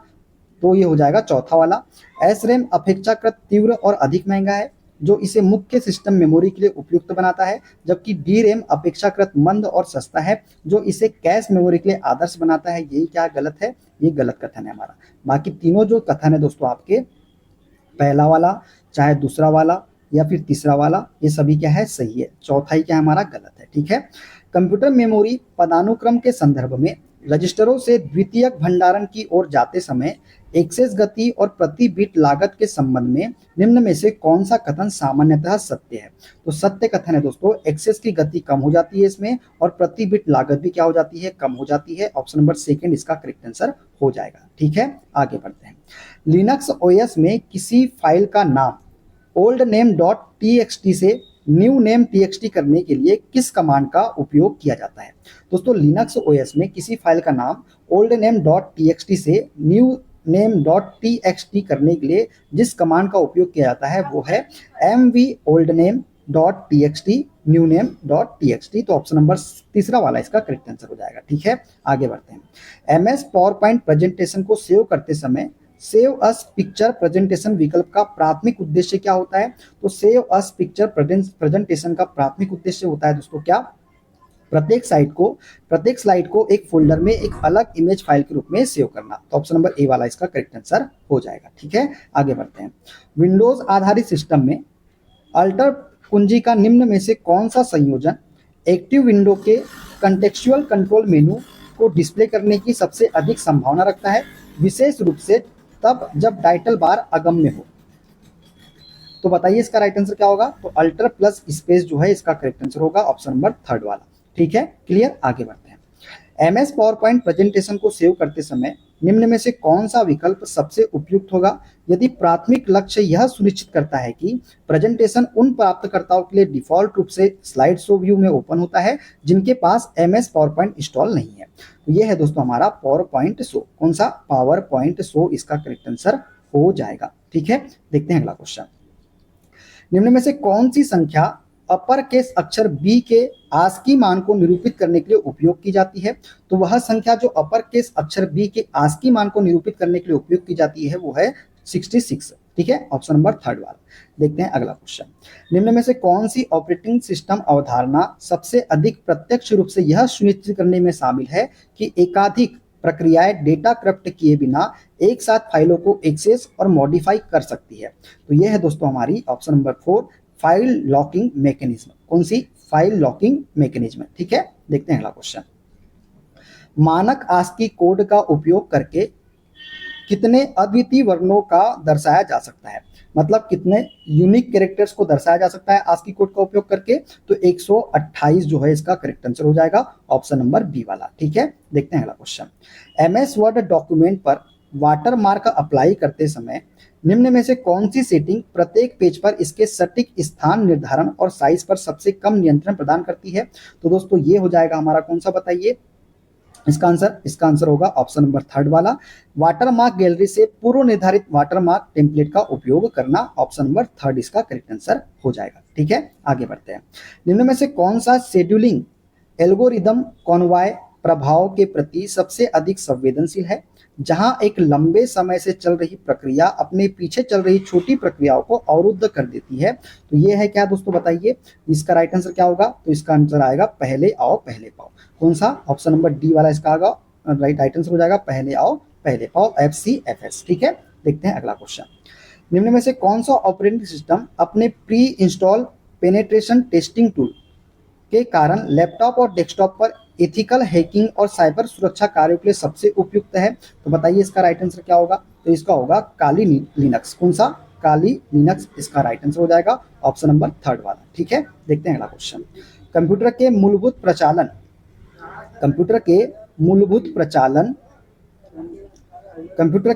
प्रचालन को ध्यान में रखते हुए कमांड लाइन इंटरफेस या टर्मिनल में टैब कुंजी दबाने का तात्कालिक प्रभाव क्या पड़ता है। तो कंप्यूटर के मूलभूत प्रचालन को ध्यान में रखते हुए कमांड लाइन इंटरफेस या टर्मिनल में टैब कुंजी दबाने का तात्कालिक प्रभाव ये है कि यह वर्तमान में टाइप किए गए कमांड या फाइल को ऑटो कंप्लीट करने का प्रयास करता है। तो ऑप्शन नंबर थर्ड वाला इसका करेक्ट आंसर हो जाएगा। ठीक है, तीसरा वाला। ठीक है, क्लियर, आगे बढ़ते हैं। MS एक्सेल इंटरफेस का निम्न में से कौन सा एलिमेंट वर्तमान में सक्रिय सेल या सेल की सिलेक्ट की रेंज का नाम डिस्प्ले करता है। तो ये है हमारा नेम बॉक्स। नेम बॉक्स जो है ये MS एक्सेल इंटरफेस का एलिमेंट वर्तमान में सक्रिय सेल या सेल की सिलेक्ट की गई रेंज का नाम डिस्प्ले करता है। कौन, नेम बॉक्स। ठीक है, देखते हैं अगला क्वेश्चन। एक यूजर MS पावर पॉइंट में बुलेटेड सूची बनाना चाहता है। सूची आइटम टाइप करने और इंटर दबाने के बाद वह एक सब बुलेट पॉइंट क्रिएट करना चाहता है। निम्न में से कौन सी क्रिया इसे विश्वसनीय रूप से प्राप्त करेगी। तो ये है पैराग्राफ ग्रुप में इंक्रीज लिस्ट लेवल बटन पर क्लिक करना, ऑप्शन नंबर थर्ड वाला इसका करेक्ट आंसर हो जाएगा। ठीक है, आगे बढ़ते हैं। यदि आप चाहते हैं कि आपके दर्शक MS पावर पॉइंट 365 स्लाइड में आपके नोट्स ना देख पाए तो आपको स्लाइड शो के दौरान किस व्यू का उपयोग करना होगा। दोस्तों, यदि आप चाहते हैं कि आपके दर्शक MS पावर पॉइंट 365 स्लाइड में आपके नोट्स ना देख पाए तो आपको जो है प्रेजेंटेटर व्यू का उपयोग करना होगा, ऑप्शन नंबर ए वाला इसका करेक्ट आंसर हो जाएगा। ठीक है, आगे बढ़ते हैं। MS पावर पॉइंट 365 में नई स्लाइड बनाने के लिए किस विधि का उपयोग नहीं किया जा सकता। तो MS पावर पॉइंट 365 में नई स्लाइड बनाने के लिए हम किस विधि का उपयोग नहीं करते। तो Ctrl+N दबाना, यही क्या है इसका सही उत्तर है, ऑप्शन नंबर डी वाला। ठीक है, आगे बढ़ते हैं। निम्न में से किस परिदृश्य के कारण MS एक्सेल सूत्र में हैज रेफरेंस त्रुटि उत्पन्न होगी। तो दोस्तों, किसी ऐसे पंक्ति या स्तंभ को डिलीट करना जिसमें किसी अन्य वर्कशीट में सूत्र द्वारा संदर्भित सेल है, तो इस वजह से जो होगी त्रुटि उत्पन्न होगी MS एक्सेल में। ठीक है, देखते हैं अगला क्वेश्चन। एक परिदृश्य पर विचार करें जहां एक उपयोगकर्ता वर्चुअल रियलिटी परिवेश के साथ इंटरेक्ट कर रहा है। निम्न में से कौन सा इनपुट डिवाइस इस इमर्सिव परिवेश के भीतर नेविगेशन और इंटरेक्शन को प्राथमिक साधन होने की सबसे कम संभावना है। दोस्तों, एक परिदृश्य पे आपको विचार करना है जहां एक उपयोगकर्ता जो है वर्चुअल रियलिटी परिवेश के साथ इंटरेक्ट कर रहा है। निम्न में से कौन सा इनपुट डिवाइस है जो इस इमर्सिव परिवेश के भीतर नेविगेशन और इंटरेक्शन का प्राथमिक साधन होने की सबसे कम संभावना है। तो कंप्यूटर से जुड़ा ऑप्टिकल माउस। कौन सा, ऑप्शन नंबर ए वाला इसका करेक्ट आंसर हो जाएगा। ठीक है, देखते हैं अगला क्वेश्चन। निम्न में से किस टाइप की मेमोरी को सॉलिड स्टेट भी कहा जाता है। तो वह मेमोरी जो सॉलिड स्टेट स्टोरेज कहा जाता है वो है फ्लैश मेमोरी। कौन सी मेमोरी, फ्लैश मेमोरी को सॉलिड स्टेट स्टोरेज भी कहा जाता है। ठीक है, देखते हैं अगला क्वेश्चन। MS वर्ड 2019 में एक संपूर्ण पैराग्राफ को त्वरित रूप से सिलेक्ट करने के लिए निम्न में से कौन सा विकल्प सही है। तो दोस्तों, MS वर्ड 2019 में एक संपूर्ण पैराग्राफ को त्वरित रूप से सिलेक्ट करने के लिए जो विकल्प सही है वो है पैराग्राफ में किसी भी शब्द पर ट्रिपल क्लिक करना। क्या करना, पैराग्राफ में किसी भी शब्द पर ट्रिपल क्लिक करें। ठीक है, देखते हैं अगला क्वेश्चन। पदानुक्रमित फाइल सिस्टम संरचना में रूट डायरेक्टरी का क्या महत्व है। दोस्तों, पदानुक्रमित फाइल सिस्टम संरचना में रूट डायरेक्टरी का क्या महत्व होता है। तो यह फाइल सिस्टम पदानुक्रम में सबसे ऊपरी डायरेक्टरी है जहां से अन्य सभी डायरेक्टरी निकलती है। तो ऑप्शन नंबर पहला वाला इसका करेक्ट आंसर हो जाएगा। ठीक है, क्लियर, आगे बढ़ते हैं। फाइल सिस्टम के लिए सरल वृक्ष संरचना, उनके लिए फाइल सिस्टम के लिए सरल वृक्ष संरचना की तुलना में डायरेक्टरी एसाइक्लिक ग्राफ संरचना का उपयोग करने का प्राथमिक लाभ क्या है। तो दोस्तों, फाइल सिस्टम के लिए सरल वृक्ष संरचना की तुलना में डायरेक्टरी एसाइक्लिक ग्राफ संरचना का उपयोग करने का प्राथमिक लाभ है DAGS हार्ड लिंक के क्रिएशन को इनेबल करते हैं, जिससे एक ही फाइल में एकाधिक निर्देशिका प्रविष्टियां हो सकती है। तो ऑप्शन थर्ड वाला इसका करेक्ट आंसर हो जाएगा। ठीक है, आगे बढ़ते हैं। एमएस एक्सेल में किस प्रकार का सेल रेफरेंस किसी फार्मूले को किसी अन्य स्थान पर कॉपी करने पर कॉलम लेटर और रो संख्या दोनों को स्वचालित रूप से मॉडिफाई करता है? तो एमएस एक्सेल में जो सेल रेफरेंस होता है, जो किसी फार्मूले को किसी अन्य स्थान पर कॉपी करने पर कॉलम लेटर और रो संख्या दोनों को स्वचालित रूप से मॉडिफाई करता है, वो है रिलेटिव रेफरेंस। कौन सा? Relative reference. तो ऑप्शन थर्ड वाला इसका करेक्ट आंसर हो जाएगा। देखते हैं अगला क्वेश्चन। निम्न में से कौन सा वॉन न्यूमैन आर्किटेक्चर द्वारा प्रस्तुत स्टोर्ड प्रोग्राम कंप्यूटर की अवधारणा को सर्वोत्तम रूप से प्रस्तुत करता है? तो वॉन न्यूमैन आर्किटेक्चर द्वारा प्रस्तुत स्टोर्ड प्रोग्राम कंप्यूटर की अवधारणा को सर्वोत्तम रूप से प्रस्तुत करता है एक ऐसा कंप्यूटर जिसमें डेटा और निर्देशों दोनों को अनुक्रमिक, कौन सा? अनुक्रमिक निष्पादन के लिए एक ही प्राथमिक मेमोरी से संग्रहित किया जाता है। तो ऑप्शन नंबर 4 वाला इसका करेक्ट आंसर हो जाएगा। ठीक है, आगे बढ़ते हैं। विंडोज ओएस में निम्नलिखित पावर सेल कमांड क्या करेगा? तो विंडोज ओएस में निम्नलिखित पावर सेल जो है ये करता है क्या? ये होता है ऑप्शन नंबर सेकंड वाला, ये हैश लॉक के अंदर /लॉक के अंदर फोल्डर सहित सभी फाइलें और सब फोल्डर डिलीट कर देगा। तो ऑप्शन नंबर सेकंड वाला इसका करेक्ट आंसर हो जाएगा। ठीक है, आगे बढ़ते हैं। मानक सीडी रोम ड्राइव में उपयोग किए जाने वाले लेजर की तरंगदैर्ध्य और प्रकार क्या है? तो मानक सीडी रोम ड्राइव में उपयोग किए जाने वाले लेजर की तरंगदैर्ध्य और प्रकार जो होते हैं वो होते हैं 780 नैनोमीटर इंफ्रारेड लेजर। कौन सा? ऑप्शन नंबर थर्ड वाला। ठीक है, देखते हैं अगला क्वेश्चन। निम्न में से कौन सा कथन कंप्यूटर सिस्टम में वॉन न्यूमैन और हार्वर्ड आर्किटेक्चर के बीच मूलभूत अंतर को सर्वोत्तम रूप से व्यक्त करता है? तो इसका राइट आंसर क्या हो जाएगा? वो हो जाएगा ऑप्शन नंबर पहला वाला, हार्वर्ड आर्किटेक्चर निर्देशों और डेटा को एक साथ प्राप्त करने की सुविधा देता है जिससे संभावित रूप से प्रदर्शन में सुधार होता है, जबकि वॉन न्यूमैन आर्किटेक्चर आमतौर पर उन्हें एक ही मेमोरी स्पेस से क्रमिक रूप से प्राप्त करता है। तो ऑप्शन नंबर पहला इसका क्या हो जाएगा? राइट आंसर हो जाएगा। ठीक है, देखते हैं अगला क्वेश्चन। कंप्यूटर में फाइलें और फोल्डर्स सामान्यतः कहाँ स्टोर किए जाते हैं? तो कंप्यूटर में फाइलें और फोल्डर्स जो है दोस्तों सामान्यतः हार्ड ड्राइव में स्टोर किए जाते हैं। ऑप्शन नंबर थर्ड वाला इसका करेक्ट आंसर हो जाएगा। ठीक है, कंप्यूटर हार्डवेयर कंपोनेंट्स के संदर्भ में रोम का प्राथमिक कार्य क्या होता है? तो दोस्तों रोम का प्राथमिक कार्य क्या होता है बताइए? रोम का प्राथमिक कार्य होता है इसमें सिस्टम को बूट करने के लिए आवश्यक फर्मवेयर मौजूद होता है। तो ऑप्शन नंबर 4 वाला इसका करेक्ट आंसर हो जाएगा। ठीक है, देखते हैं अगला क्वेश्चन। विंडोज 11 ओएस में निम्न में से कौन सा कमांड इंटरप्रेटर कंप्यूटर की ड्राइव, डिस्क, पार्टीशन, वॉल्यूम या वर्चुअल हार्ड डिस्क को मैनेज करने में मदद करता है? तो ये करता है डिस्क पार्ट। कौन सा? डिस्क पार्ट इसका करेक्ट आंसर हो जाएगा। ठीक है, देखते हैं अगला क्वेश्चन। एमएस पावर पॉइंट पे निम्न में से कौन सा एलिमेंट प्रेजेंटेशन क्रिएशन के इसके प्रारंभिक चरण में बेसिक ब्लैंक प्रेजेंटेशन का स्वाभाविक हिस्सा नहीं है? तो ये है पूर्व निर्धारित थीम कलर जो है इसका स्वाभाविक हिस्सा नहीं होता है। ठीक है, देखते हैं अगला क्वेश्चन। विंडोज 11 में फाइल को रीनेम करने का प्रयास करते समय एक्सेस इज डिनाइड त्रुटि क्यों प्राप्त होती है? दोस्तों विंडोज 11 में फाइल को रीनेम करने का प्रयास करते समय एक्सेस इज डिनाइड त्रुटि इसलिए प्राप्त होती है क्योंकि फाइल की ओनरशिप बदल जाने के कारण। किसके कारण? फाइल की ओनरशिप बदल जाने के कारण। ठीक है, देखते हैं अगला क्वेश्चन। निम्न में से कौन सा कथन एमएस वर्ड में एक ही डॉक्यूमेंट में एक नई क्रमांकित लिस्ट इंसर्ट करने पर पिछली लिस्ट से क्रमांकन जारी रखने से संबंधित व्यवहार का उचित वर्णन करता है? तो ये करता है ऑप्शन नंबर 4 वाला, एमएस वर्ड नई लिस्ट बनाते समय कंटिन्यू फ्रॉम प्रीवियस लिस्ट का विकल्प प्रदान करता है जिसे स्पष्टतया चुना जाना चाहिए। तो ऑप्शन 4 वाला इसका करेक्ट आंसर हो जाएगा। ठीक है, एमएस पावर पॉइंट के स्लाइड मास्टर व्यू में व्यक्तिगत लेआउट मास्टर्स की तुलना में शीर्ष स्त्री मास्टर स्लाइड को कस्टमाइज करने का प्राथमिक लाभ क्या होता है? तो इसका प्राथमिक लाभ क्या होता है दोस्तों? ये होता है हमारा चौथा वाला, शीर्ष स्त्री मास्टर को कस्टमाइज करने से भी सभी स्लाइड लेआउट में सार्वभौमिक अवयवों की एकरूपता सुनिश्चित होती है। तो ऑप्शन 4 वाला इसका करेक्ट आंसर हो जाएगा। ठीक है, आधुनिक मदरबोर्ड में उच्च स्पीड संचार की सुविधा के लिए निम्न में से कौन सा घटक सीधे सीपीयू से जुड़ा होता है? तो ये जुड़ा होता है नॉर्थ ब्रिज। कौन सा? नॉर्थ ब्रिज जो है ये घटक सीधे सीपीयू से जुड़ा होता है आधुनिक मदरबोर्ड में उच्च स्पीड संचार की सुविधा के लिए। ठीक है, निम्न में से कौन सी स्थिति विंडोज आधारित ऑपरेटिंग सिस्टम में किसी फाइल का नाम बदलने से रोकती है? तो फाइल वर्तमान में किसी अन्य एप्लीकेशन में ओपन की गई है, ये जो स्थिति है ये विंडोज आधारित ऑपरेटिंग सिस्टम में किसी फाइल का नाम बदलने से रोकती है। ठीक है, अगला क्वेश्चन दोस्तों, निम्न में से कौन सा ऑपरेटिंग सिस्टम के कर्नेल की भूमिका को सर्वोत्तम रूप से व्यक्त करता है? तो कर्नेल की भूमिका को सर्वोत्तम रूप से व्यक्त करता है ऑप्शन नंबर थर्ड, एप्लीकेशन और सिस्टम हार्डवेयर के बीच मुख्य इंटरफेस के रूप में कार्य करना। तो ऑप्शन थर्ड इसका करेक्ट आंसर हो जाएगा।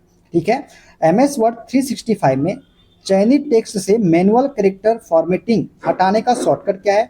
तो एमएस वर्ड 365 में चयनित टेक्स्ट से मैनुअल कैरेक्टर फॉर्मेटिंग हटाने का शॉर्टकट होता है कंट्रोल प्लस स्पेस बार। क्या होता है? कंट्रोल प्लस स्पेस बार होता है। ऑप्शन नंबर सेकंड इसका करेक्ट आंसर हो जाएगा। ठीक है, देखते हैं अगला क्वेश्चन। पावर पॉइंट 2019 में नई स्लाइड इंसर्ट करने के लिए निम्न में से किस कीबोर्ड शॉर्टकट का उपयोग किया जाता है?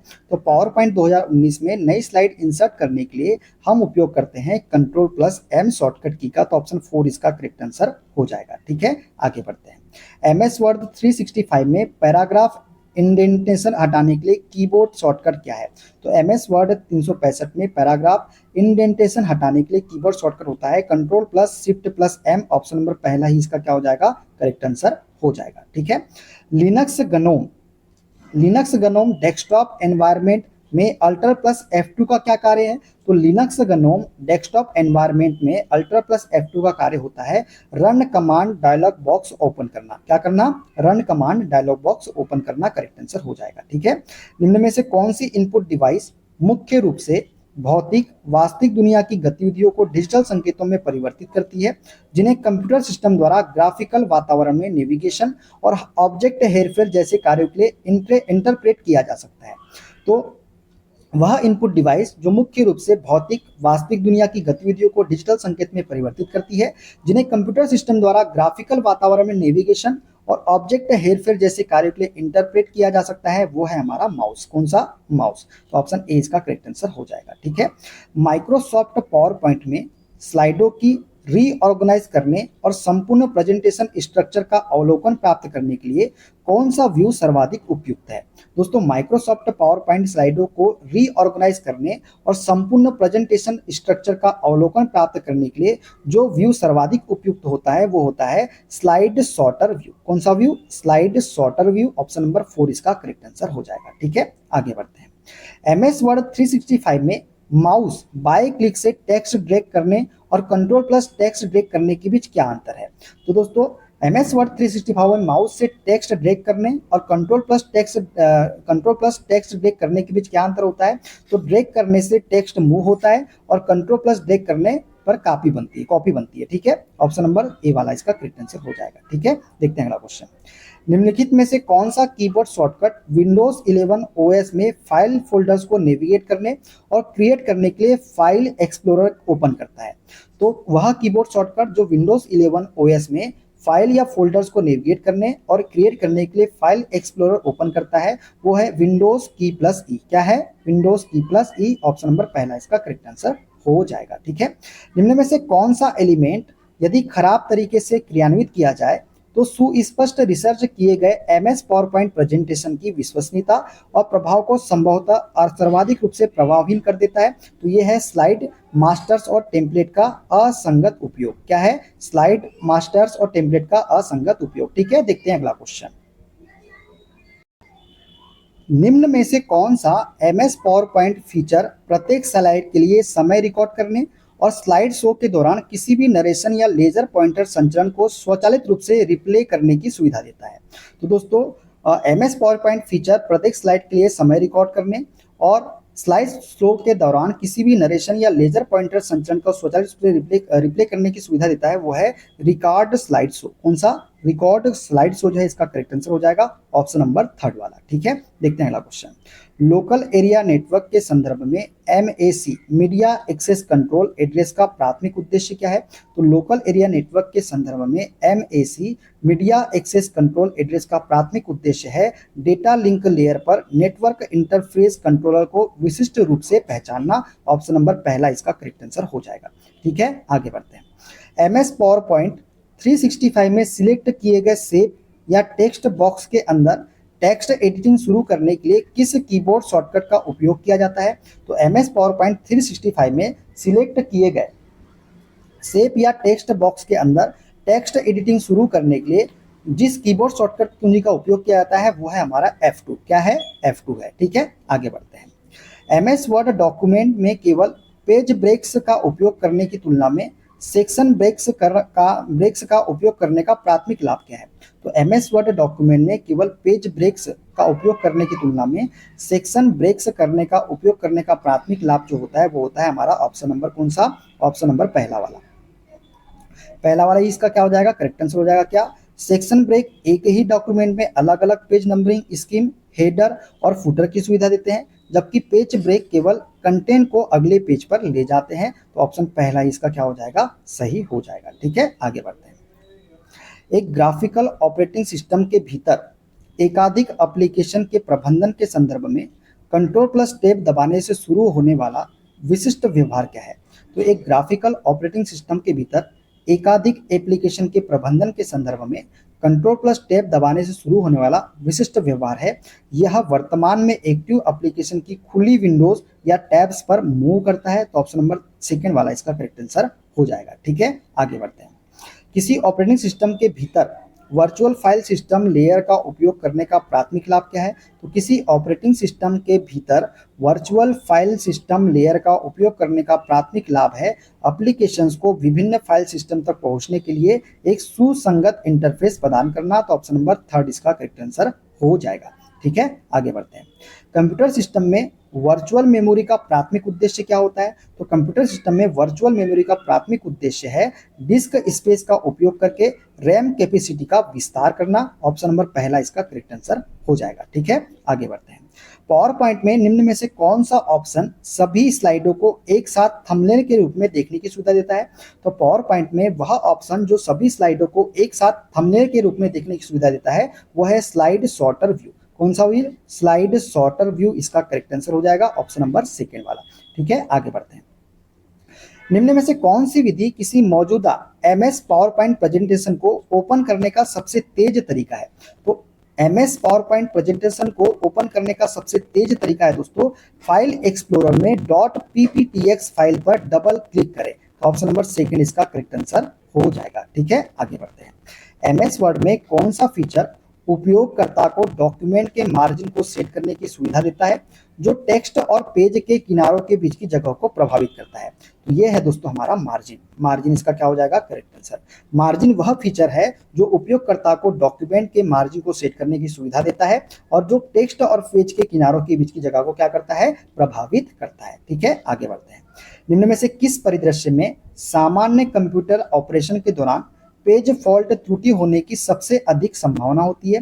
तो वह परिदृश्य जिसमें सामान्य कंप्यूटर ऑपरेशन के दौरान पेज फॉल्ट त्रुटि होने की सबसे अधिक संभावना होती है वो है उस मेमोरी एड्रेस तक पहुंचने का प्रयास करना जिसे हार्ड ड्राइव में बदल दिया गया है। तो ऑप्शन नंबर 4 इसका करेक्ट आंसर हो जाएगा। ठीक है, आगे बढ़ते हैं। निम्न में से किस परिदृश्य में एमएस वर्ड में keep with next paragraph formatting विकल्प का उपयोग सबसे प्रभावी रूप से आवश्यक है? तो वह परिदृश्य जिसमें एमएस वर्ड में keep with next paragraph formatting विकल्प का उपयोग सबसे प्रभावी रूप से आवश्यक है वो है यह सुनिश्चित करना कि शीर्षक और उसके तुरंत बाद वाला पैराग्राफ सदैव एक ही पेज पर दिखाई दे। तो ऑप्शन 4 इसका करेक्ट आंसर हो जाएगा। ठीक है, आगे बढ़ते हैं। निम्न में से कौन सा एमएस वर्ड 2019 में गटर मार्जिन का सबसे अच्छा वर्णन करता है? तो गटर मार्जिन का सबसे अच्छा वर्णन करता है दोस्तों ऑप्शन नंबर तीसरा, डॉक्यूमेंट बाइंडिंग के लिए जोड़ा गया एक्स्ट्रा स्पेस। ठीक है, आगे बढ़ते हैं।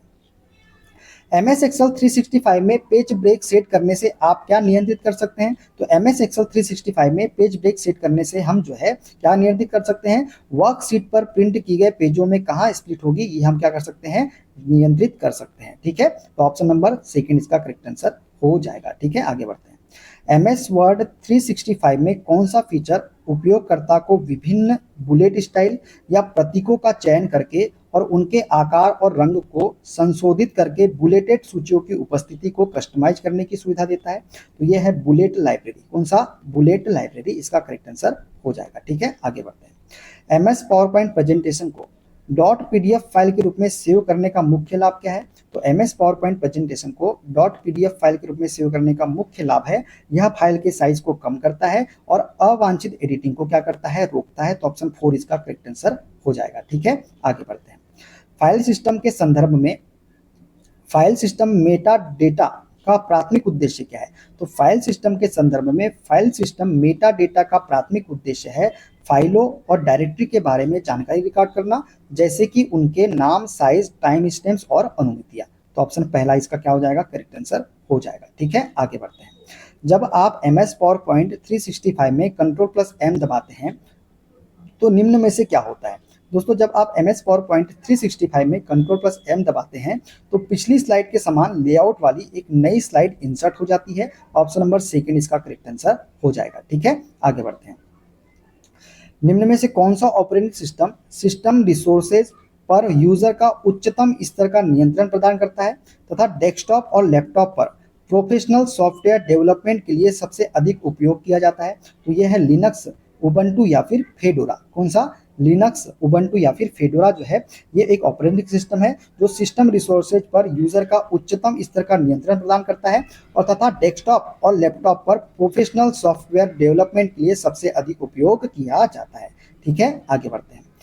MS पावर पॉइंट 2019 प्रेजेंटेशन में नई स्लाइड ऐड करने का सही तरीका निम्न में से कौन सा है?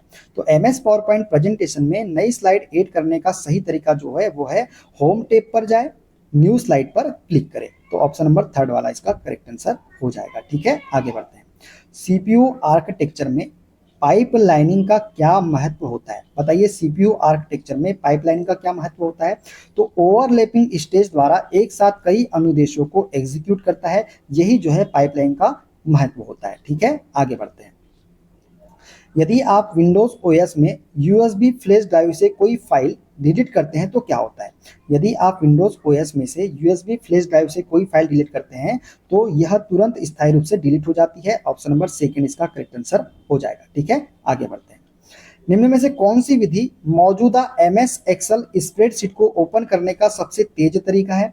तो वह विधि जो मौजूदा MS एक्सेल स्प्रेडशीट को ओपन करने का सबसे तेज तरीका है वो है फाइल एक्सप्लोरर में .xlsx फाइल पर डबल क्लिक करें। तो ऑप्शन 4 इसका करेक्ट आंसर हो जाएगा। ठीक है, आगे बढ़ते हैं। यदि आप MS पावर पॉइंट 2019 में कीप सोर्स फॉर्मेटिंग ऑप्शन से टेक्स्ट पेस्ट करते हैं तो क्या होता है? दोस्तों, यदि आप MS पावर पॉइंट 2019 में कीप सोर्स फॉर्मेटिंग ऑप्शन से टेक्स्ट को पेस्ट करते हैं तो टेक्स्ट की फॉर्मेटिंग सोर्स की मूल फॉर्मेटिंग जैसी ही बनी रहती है। ऑप्शन नंबर पहला इसका करेक्ट आंसर हो जाएगा। ठीक है, आगे बढ़ते हैं। यदि किसी नए संस्करण जैसे MS पावर पॉइंट 2021 में बनाए गए MS पावर पॉइंट प्रेजेंटेशन को पुराने संस्करण जैसे MS पावर पॉइंट 2002 में ओपन किए जाने पर क्या होता है? दोस्तों, यदि किसी नए संस्करण में बनाए गए MS पावर पॉइंट प्रेजेंटेशन को पुराने संस्करण में ओपन किए जाने पर क्या होता है? तो फाइल जो होता है वो सीमित फीचरों के साथ क्या होती है? कंपेटिबिलिटी मोड में ओपन होगी। फाइल जो होगी सीमित फीचर के साथ में कंपेटिबिलिटी मोड में क्या होगी? ओपन होगी। ऑप्शन 4 इसका करेक्ट आंसर हो जाएगा। ठीक है, आगे बढ़ते हैं। विंडोज 10 फाइल एक्सप्लोरर में आप फाइलों को उनके प्रकार के आधार पर कैसे समूहीकृत कर सकते हैं? तो विंडोज 10 फाइल एक्सप्लोरर में आप फाइलों को उनके प्रकार के आधार पर कैसे कर सकते हैं? ग्रुप बाय ऑप्शन का उपयोग करें और टाइप सिलेक्ट करें। तो ऑप्शन 4 इसका करेक्ट आंसर हो जाएगा। ठीक है, आगे बढ़ते हैं। निम्न में से कौन सा संक्षिप्त नाम एक वोलेटाइल मेमोरी तकनीक को दर्शाता है जो आमतौर पर व्यक्तिगत कंप्यूटरों में प्राथमिक कार्यशील मेमोरी के लिए उपयोग किया जाता है? तो वोलेटाइल मेमोरी तकनीक को कौन सा दर्शाता है? तो DRAM जो है ये एक वोलेटाइल मेमोरी है जो आमतौर पर व्यक्तिगत कंप्यूटरों में प्राथमिक कार्यशील मेमोरी के लिए क्या किया जाता है? उपयोग किया जाता है इसका। ठीक है, देखते हैं अगला क्वेश्चन। कंप्यूटर सिस्टम के कोल्ड बूट और वार्म बूट के बीच मूल अंतर क्या होता है? तो कंप्यूटर सिस्टम के कोल्ड बूट और वार्म बूट के बीच मूल अंतर क्या होता है? कोल्ड बूट ऑपरेटिंग सिस्टम को पावर्ड ऑफ स्टेट से रीस्टार्ट करता है, जबकि वार्म बूट इसे रनिंग स्टेट से रीस्टार्ट करता है। तो कोल्ड बूट और वार्म बूट में यही क्या होता है? मूल अंतर होता है। ठीक है, आगे बढ़ते हैं। निम्न में से कौन सा कथन सही है? बताइए, इसमें से कौन सा कथन सही है? तो दोस्तों, लेन बड़े भौगोलिक क्षेत्रों में नेटवर्किंग को सपोर्ट करता है क्या? नहीं, बात गलत बात। CD एक वोलेटाइल स्टोरेज मीडियम है क्या? गलत। ASCII का उपयोग मुख्यतः high speed data transmission network के लिए किया जाता है। गलत बात। ASCII संख्यात्मक कोड के रूप में कैरेक्टरों को निरूपित करता है। यही हमारा क्या है? सत्य कथन है। ऑप्शन नंबर चौथा वाला। ठीक है, आगे बढ़ते हैं। MS वर्ड 365 में कौन सा फीचर उपयोगकर्ता को पैराग्राफ के बीच वर्टिकल स्पेस को नियंत्रित करने और डॉक्यूमेंट की पठनीयता में सुधार करने के लिए पैराग्राफ से पहले और बाद में विशिष्ट स्पेसिंग को सेट करने की सुविधा देता है? तो ये है पैराग्राफ स्पेसिंग। कौन सा? Paragraph spacing. ऑप्शन 3 इसका करेक्ट आंसर हो जाएगा। ठीक है, आगे बढ़ते हैं। विंडोज 11 OS में फाइल एक्सप्लोरर के नाम में से पहले फाइलों को सॉर्ट करने का सबसे सरल तरीका निम्न में से कौन सा है? तो विंडोज 11 ओएस में फाइल एक्सप्लोरर में नाम से पहले फाइलों को सॉर्ट करने का सबसे सरल तरीका है राइट क्लिक करें, ग्रुप बाय सिलेक्ट करें और फिर नेम। ठीक है, ऑप्शन नंबर थर्ड वाला इसका करेक्ट आंसर हो जाएगा। ठीक है, आगे बढ़ते हैं। एमएस वर्ड 2019 का कौन सा फीचर बहुस्तरित क्रमांकित सूची जैसे 1.1, 1.2 बनाने की सुविधा प्रदान करता है? तो एमएस वर्ड 2019 का वह फीचर बहुस्तरित क्रमांकित सूची जैसे 1.1, 1.2 बनाने की सुविधा प्रदान करता है, वो है define new multi level list. कौन सा है? Define new multi level list. ठीक है, आगे बढ़ते हैं। निम्न में से कौन सा कथन सर्वोत्तम तरीके से व्याख्या करता है कि सभी डेस्कटॉप आइकन हटाने से विंडोज ओएस में एप्लीकेशन की कार्यक्षमता पर कोई प्रभाव नहीं पड़ता? तो वह कथन जो ये व्याख्या करता है कि सभी डेस्कटॉप आइकन हटाने से विंडोज ओएस में एप्लीकेशन कार्यक्षमता पर कोई प्रभाव नहीं पड़ता, वो है डेस्कटॉप आइकन केवल विजुअल शॉर्टकट है, वास्तविक एप्लीकेशन फाइलें नहीं है इस वजह से। ऑप्शन नंबर पहला इसका क्या हो जाएगा? सत्य हो जाएगा। ठीक है, आगे बढ़ते हैं। विंडोज में रीनेम करते समय फाइल के नाम में निम्न में से किस कैरेक्टर की अनुमति नहीं है? तो दोस्तों, विंडोज में रीनेम करते समय फाइल के नाम में जिस कैरेक्टर की अनुमति नहीं है वो है प्रश्न चिन्ह की। किसकी? प्रश्न चिन्ह की। ठीक है, आगे बढ़ते हैं। किसी स्प्रेडशीट से कॉपी किए गए कंटेंट को इंसर्ट करने के लिए एमएस वर्ड में पेस्ट स्पेशल फंक्शन का उपयोग करते समय निम्न में से कौन सा पेस्ट ऑप्शन वर्ड डॉक्यूमेंट में गणना किए गए मानों को डिस्प्ले करते हुए मूल सूत्र गणनाओं को संरक्षित करेगा?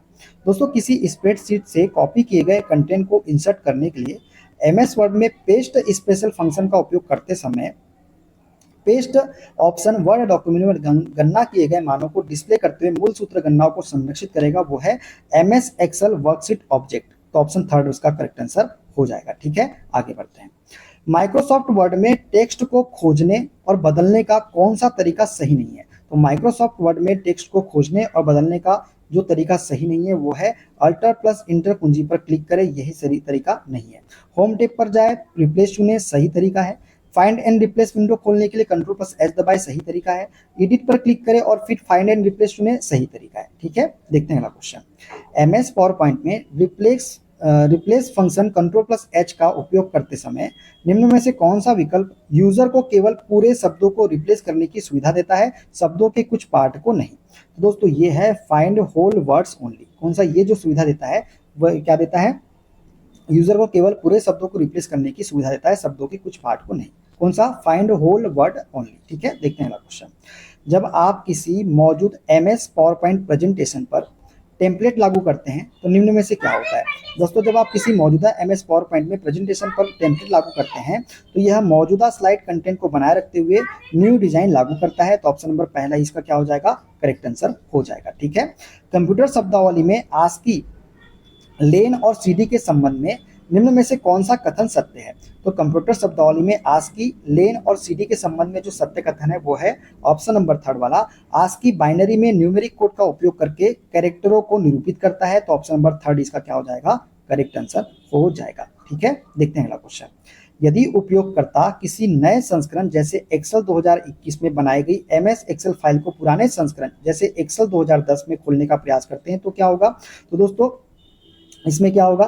तो ये होगा, ये फाइल सीमित कार्यक्षमता के साथ संगतता मोड में खुलेगी। तो ऑप्शन पहला ही इसका क्या हो जाएगा? करेक्ट आंसर हो जाएगा। ठीक है, आगे बढ़ते हैं।